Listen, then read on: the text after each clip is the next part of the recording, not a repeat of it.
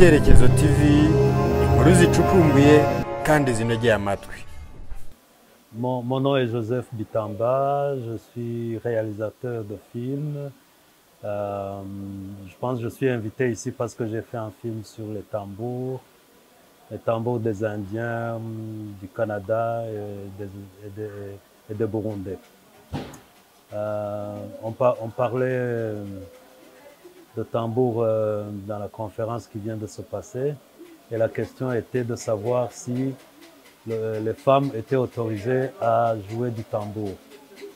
À mon humble avis, oui, parce qu'aujourd'hui on est en 2019 et je ne vois pas comment on peut interdire à une femme de faire quoi que ce soit si elle en est capable et elle en a les capacités de le faire. C'est vrai, il y a la tradition, par exemple au Burundi et au Rwanda, ce que j'ai entendu, ça doit être la même chose.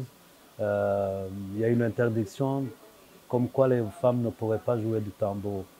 Mais les choses évoluent et je pense qu'aujourd'hui, il n'y a pas de mal à ça. Beaucoup de conférenciers l'ont dit.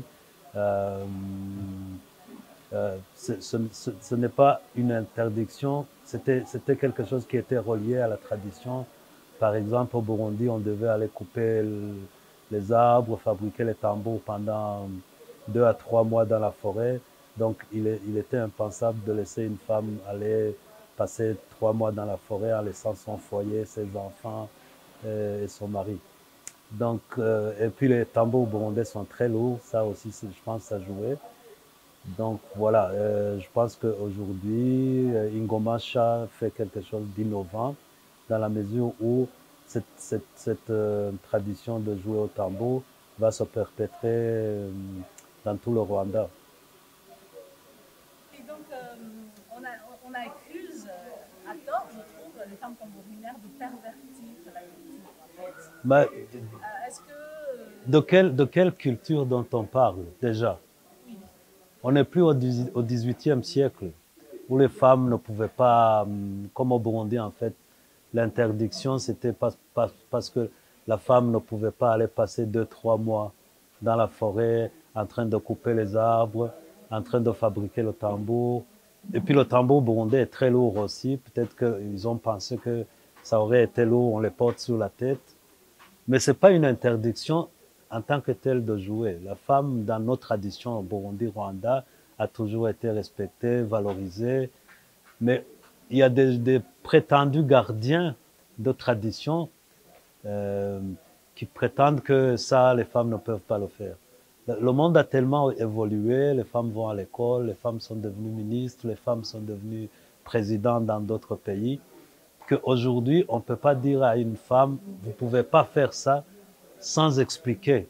Quelle est l'explication logique ou scientifique pour lui dire ça? Donc oui, moi je voudrais qu'au Burundi, il y ait des groupes. Il y a des groupes mixtes maintenant, plus à l'extérieur du Burundi, des Burundais. Il y a même une japonaise qui joue au tambour du Burundi, donc au Canada. Donc on peut pas. Et c'est pourquoi moi je suis très fan de ce que vous avez fait. Vous avez innové, c'est aux autres de suivre. Peut-être que vous êtes en train de créer une nouvelle tradition, comme je l'ai dit.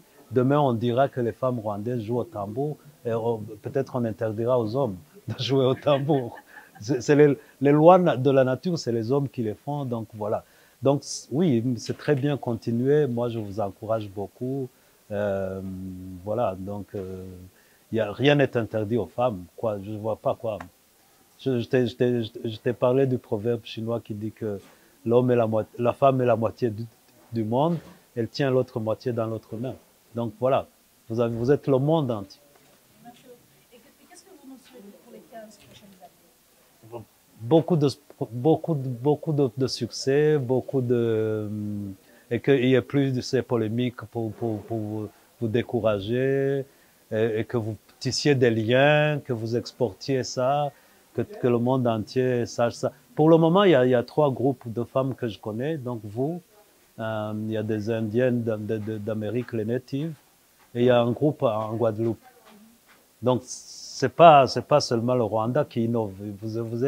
Vous avez vos autres sœurs que vous devriez contacter.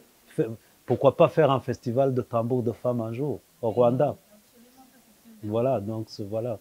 Donc pour moi vous allez continuer à grandir et heureusement vous avez des jeunes qui vont porter le flambeau, qui vont continuer le combat. Mais c'est jamais acquis en fait. Et donc, vous savez que nous commençons bientôt, nous allons lancer le projet I Have a Drum Yes. ce soir. Et qu'est-ce que cela fait résonner en vous quand vous entendez ce I Have a Drum? C'est une fierté de savoir qu'il y a des gens qui perpétuent cette tradition de tambour, qu'ils soient hommes ou femmes. Et que ce soit des femmes, c'est encore plus magnifique. C'est-à-dire que dans mon film, il y a un vieux Indien qui termine en disant « le tambour ne sert... » Comme je disais, il y a un vieux Indien qui termine dans mon film en disant « le tambour ne s'arrête jamais. Quand le soleil se couche à Butare avec Ingomasha, il se lève au Japon par d'autres tambourinaires. Et quand le Japon se couche, il se lève au Canada ou aux États-Unis. Donc le tambour ne va jamais s'arrêter. Quoi qu'on dise, quoi qu'on veuille l'interdire ou pas, le tambour va continuer et j'espère que vous allez le porter loin. Parce que vous faites partie de ceux qui le font vivre aujourd'hui.